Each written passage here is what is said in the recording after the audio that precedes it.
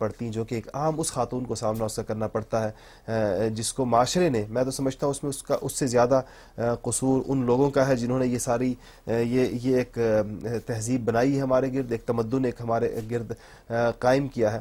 اب الحمدللہ ہم اب محسوس کر رہے ہیں کچھ عرصے سے ہماری تعلیم گاہوں میں، ہماری یونیورسٹیوں میں، ہمارے کالجز کے اندر خواتین کے اندر یہ احساس بیدار ہوا ہے، اور وہ یہ سمجھ اپنی عزت کے مقام اور اپنی توقیر کو وہ خود سمجھی ہیں کہ ہمیں اسلام نے جو عزت دی تھی اس کے احکامات سے روگردانی کر کے ہم نے اپنی عزت پامال کی ہے، بڑھائی نہیں ہے۔ مغرب کی عورت نے اس کو بہت پہلے سمجھی ہے، اس کے اوپر تو انہوں نے دوہری چیزیں لاد دی کہ تمہیں اب مرد کی طرح آزاد شانہ بشانہ کے عنوان سے باہر نکالا، اب اس کے ذمے ملازمت بھی ہے، اس کے ذمہ گھر بھی ہے، اس کے ذمہ بچے بھی ہیں، اس کے ذمہ باہر کا کام بھی ہے۔ مرد کے ذمہ باہر کا کام جس طرح ہے اسی طرح عورت کے ذمہ بھی ہے، گھر کی ذمہ داریوں سے مرد آزاد ہے، وہ عورت کے ذمہ اضافی، بچے کی ذمہ داریاں اضافی، تخلیق کے مراحل سے گزرنا اضافی، اس کے نتیجے میں اس کا پورا گھرانہ ڈس بیلنس ہو کر رہ گیا ہے۔ اب ایک کام کر سکتی ہے وہ، جو خاتون گھر کی رہتی ہے وہ دیکھ لیتی ہے کہ وہ باہر نہیں جا سکتی، اور جو باہر چلی جاتی ہے اس کا گھر ٹوٹ جاتا ہے۔ آج پریشان ہے وہ کہ اس کو کیسے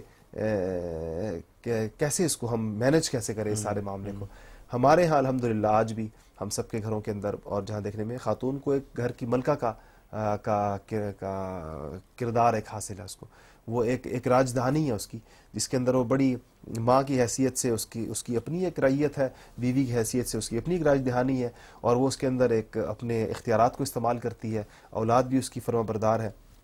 تو اس کو میرا خیال ہے کہ آج کی مغرب کی اس آزاد خاتون سے کوئی کہے کہ تمہیں اگر گھر کے اندر تمہارا شوہر ایک جو خود بھی باہر اس امانت کے ساتھ پھرتا ہو کہ وہ صرف تمہارا شوہر ہے، کسی اور کی طرف اس کی نگاہیں نہ اٹھتی ہوں، اور وہ تمہارے لیے مشقت کر کے کما کر گھر پر لا کر تمہارے ہاتھ پر رکھنے کو تیار ہے، جس میں تم مختار ہوگی اپنے بچوں کے معاملے میں بھی، اپنے گھر کے معاملے میں بھی، تو شاید آج ہی مغرب کی خاتون اس واپسی کے لیے تیار ہو جائے، جس کی طرف جس باہر نکلنے کا مشورہ وہ مشرق کی خاتون کو دے رہے ہیں، اس باہر کی ساری سیر کرنے کے بعد مغرب کی خاتون آج واپسی کے لیے یقیناً تیار ہوگی اگر کوئی اس کو یہ پیشکش کرے، مگر افسوس کہ ان کا معاشرہ اس پیشکش کے لیے تیار نہیں، وہ اس کو اسی طرح کولہو کے بیل کی طرح جوتے ہوئے رکھنا چاہتا ہے کہ وہ 24 گھنٹے کے اس چکر کے اندر رہے کہ 12 گھنٹے کی باہر یا 8 گھنٹے کی باہر ڈیوٹی بھی کرے، اور اس کے بعد گھر کی بھی ذمہ داریاں اٹھائے، بچے کی بھی ذمہ داریاں اٹھائے۔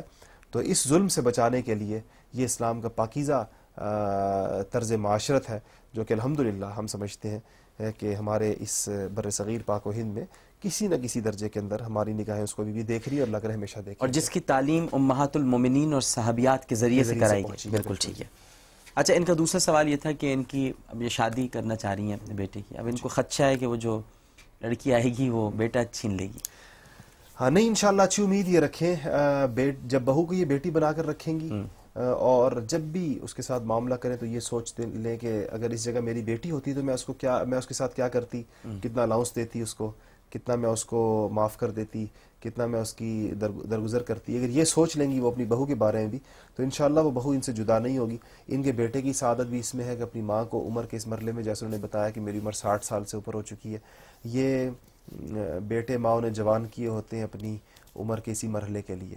اگر اس وقت کے اندر یہ بیٹا اپنی ماں کو چھوڑ کے جائے گا تو کس کے لیے چھوڑ کے جائے گا؟ اور پھر اس کو یہ بھی یاد رہنا چاہیے اس بیٹے کو کہ تاریخ اپنے آپ کو دہراتی ہے، اگر وہ اپنی والدین کی زندگی کے اس مرحلے پر ان کو چھوڑ کے جائے گا جس مرحلے پر ان کو اس کی سب سے زیادہ ضرورت ہے، تو اس کے بچے بھی اس کو زندگی کے اسی مرحلے پر چھوڑ کے جائیں کہ جب اس کو ان کی ضرورت ہوگی۔ مجھے ایک دلچسپ سا قصہ یاد آیا، ایک صاحب نے بتایا کہ ایک ناخلف سا بیٹا تھا، اور اس نے کسی زمانے کے اندر اپنے والد کے ساتھ بڑی زیادتیاں کیا کرتا تھا، مار پیٹ کیا کرتا تھا ان کو، اور گھسیٹ کر کبھی کبھی گھر سے باہر نکال دیا کرتا تھا۔ تو کہتے ہیں کہ ایک دفعہ لوگوں نے ایک منظر دیکھا کہ ایک بوڑھے کو ایک نوجوان گھسیٹ کر گھر سے باہر نکال رہا ہے، اور اس نے گھر سے باہر نکلنے تک کوئی احتجاج نہیں کیا، ایک خاص جگہ جب آئی تو اس کے بعد کہنے لگا بس یہیں تک، اب اس نے شور مچایا کہ مزید مت گھسیٹو مجھے۔ تو لوگوں نے پوچھا اس سے کہ بڑے سہولت سے آرام سے تم وہ گھر سے مار پیٹ کے تم کو نکالا اور تم ایک جگہ تک تب بھی تم بڑے آرام سے رہے، ایک جگہ پہنچے جب گھسیٹتے ہو تمہیں، وہاں سے آگے تم نے شور مچا دیا کہ اس سے آگے مت گھسیٹو مجھے۔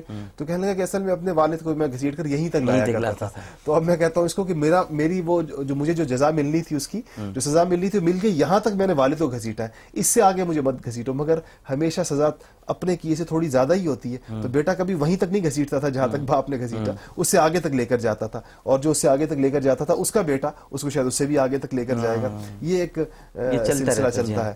اس لیے امید ہے انشاءاللہ ان کے صاحبزادے جب یہ اپنی بہو گھر پہ لے کر آئیں گے یہ ان کو بیٹیوں کی طرح رکھیں گی اور بیٹا والدہ کی پیران ثانی کا خیال کرتے ہوئے انشاءاللہ ان کے ساتھ رہے گا. ٹھیک ہے, بالکل صحیح. السلام علیکم. السلام علیکم. وعلیکم السلام. جی عامر بیٹا جی بات کر رہا ہوں.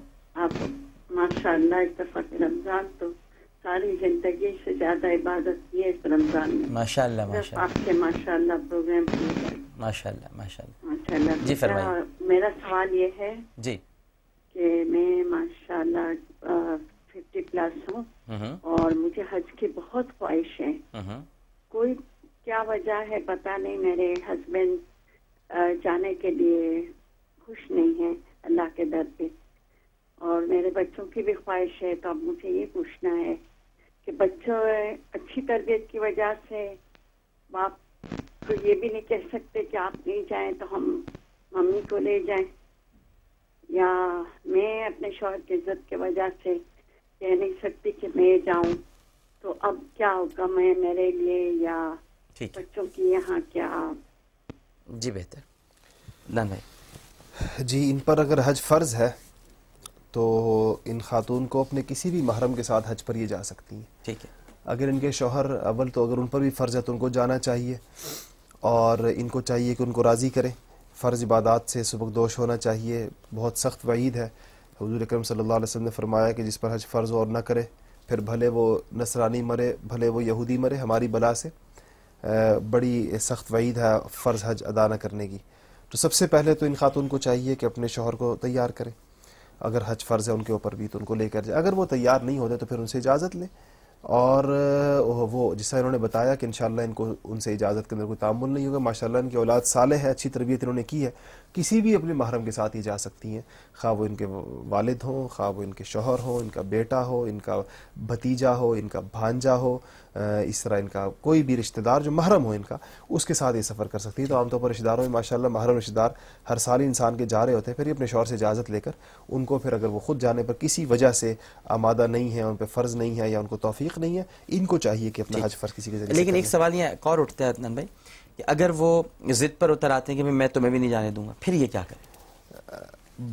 فرض عبادات کے اندر شوہر کی اجازت تو ضروری نہیں ہوتی نماز پڑھنے کے معاملے میں. اگر تو بالکل ان کو بے بس کر دیتے ہیں جس کے اندر ان کے پاس کوئی صورت نہیں رہتی جانے کی, پھر تو یہ بے بس ہیں. اور اگر وہ فقط ناراض ہوتے ہیں اور یہ ان کو ناراض کر کے چلی جاتی ہیں اور حج کر کے آ جاتی ہیں تو بھی تو یہ اپنے فرض سے سبکدوش ہو جائیں گی اور واپس اگر ان کو راضی کرے. لیکن انشاءاللہ امید ہے کہ ایسی نوبت نہیں آئے گی انشاءاللہ.